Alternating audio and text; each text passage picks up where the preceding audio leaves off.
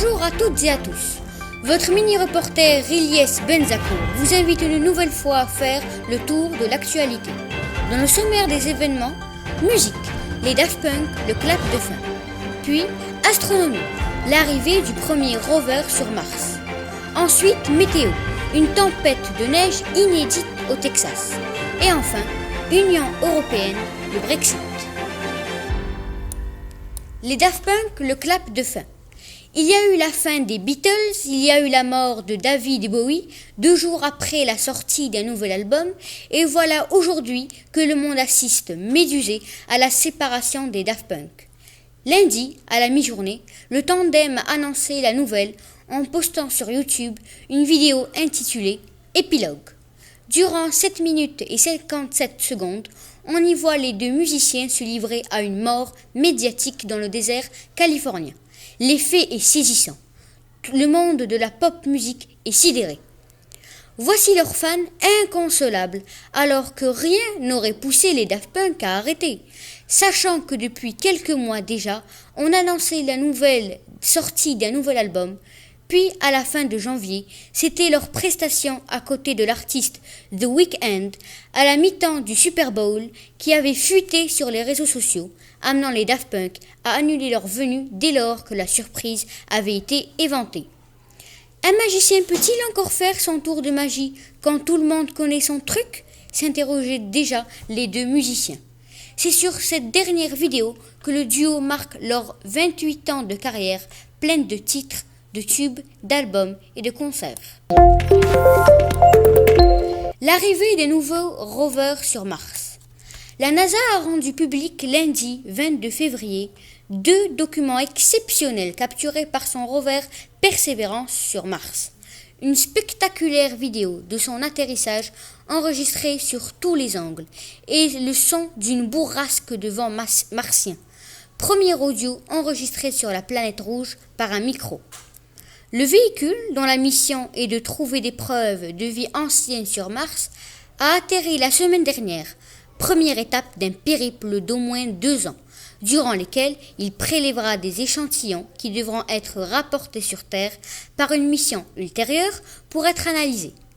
Long d'un peu plus de 3 minutes, l'extrait vidéo publié par l'agence spatiale américaine dévoile les images de plusieurs caméras situées à différents endroits sur le module, après son entrée dans l'atmosphère martienne. C'est la première fois que nous avons été capables de capturer un événement comme un atterrissage sur Mars, a déclaré lors d'une conférence de presse Michael Watkins, le directeur du mythique Jet Propulsion Laboratory où il a été construit le rover. C'est vraiment fantastique. 8 rétrofusées ont ensuite fini de ralentir le véhicule, et de la poussière martienne est propulsée en grande quantité sous leur effet. Une fois le rover immobile, on peut également voir l'étage de descente effectuer une dernière poussée afin d'aller s'écraser 700 mètres plus loin. Ces images et ces vidéos, ce sont dont nous avons rêvé pendant des années, a confié Alan Chen, chargé de la phase d'atterrissage pour la NASA. L'arrivée de Persévérance sur Mars marque le début d'un long périple et la lueur de vivre sur la planète rouge, dans quelques années peut-être. Une tempête de neige inédite au Texas.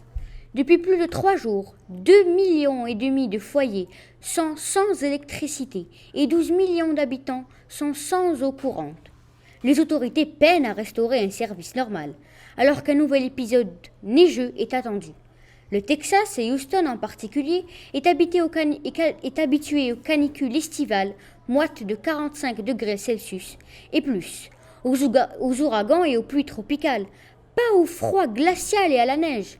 Mais depuis quelques jours déjà, à Houston, San Antonio ou Austin, on compare la situation catastrophique à un épisode hivernal de l'ouragan Harvey qui avait fait des ravages dans l'état du sud-est des États-Unis en 2017. Les habitants sont appelés à faire bouillir l'eau avant de la consommer.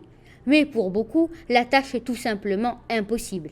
Ils sont sans eau car les tuyauteries gelées ont explosé devant leur maison. Ou pire, dedans.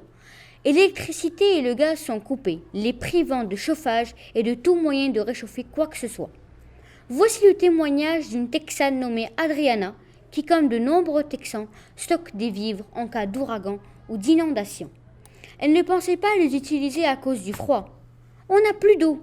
Un tuyau a explosé devant la maison. Mais bon, on utilise enfin ces bidons de 200 litres d'eau qu'on a depuis des lustres, en prévision d'un ouragan, raconte la jeune habitante de Houston. Le Brexit. Le Royaume-Uni a voté majoritairement le 23 juin 2016 en faveur de la sortie de l'Union européenne. Cela a été le point de départ d'une procédure inédite par l'activation d'une clause de retrait prévue dans le traité de Lisbonne en 2007. Le 13 mars 2017 a officiellement commencé la procédure et après plus d'un an de négociations, l'Union européenne et le Royaume-Uni sont parvenus à un accord sur la sortie du Royaume-Uni qui a eu lieu le 31 janvier 2020. Le calendrier initialement prévu pour le Brexit a été modifié plusieurs fois en raison de longs mois de bataille juridique entre la Chambre des communes et les premiers ministres successifs, Theresa May et Boris Johnson. De nouvelles élections convoquées en décembre 2019 ont finalement assuré une écrasante majorité à ce dernier pour mener à bien le Brexit. Celui-ci a profondément divisé la classe politique britannique. Les deux principaux partis, le Parti travailliste et le Parti conservateur, s'étaient déchirés tout au long de la procédure. Non seulement entre pro- et anti-Brexit, mais aussi et surtout entre partisans d'un hard Brexit et d'un soft Brexit. Après de longues et incertaines négociations, l'Union européenne et le Royaume-Uni sont parvenus à un accord le 24 décembre 2020 pour sceller leurs nouvelles relations. L'accord de 1248 pages a pour but de fixer un nouveau cadre légal suite au Brexit. Le 1er janvier 2021, le Royaume-Uni est officiellement sorti de l'Union douanière. Un accord de libre-échange prévoit le retour des contrôles douaniers qui avaient été supprimés en 1993. Le montant des échanges commerciaux entre le Royaume-Uni et l'Union européenne est d'environ 700 milliards d'euros par an. La question se pose du nouveau positionnement géopolitique du Royaume-Uni et en Europe dans le monde. Une première piste envisagée serait que celui-ci rejoigne l'espace économique européen EEE comme la Norvège et l'Islande, ce qui lui permettrait de continuer à bénéficier des avantages du marché commun, soit les 4 libertés de circulation, capitaux, biens, services et personnes. C'est sur ce dernier article que nous clôturons ce survol de l'actualité.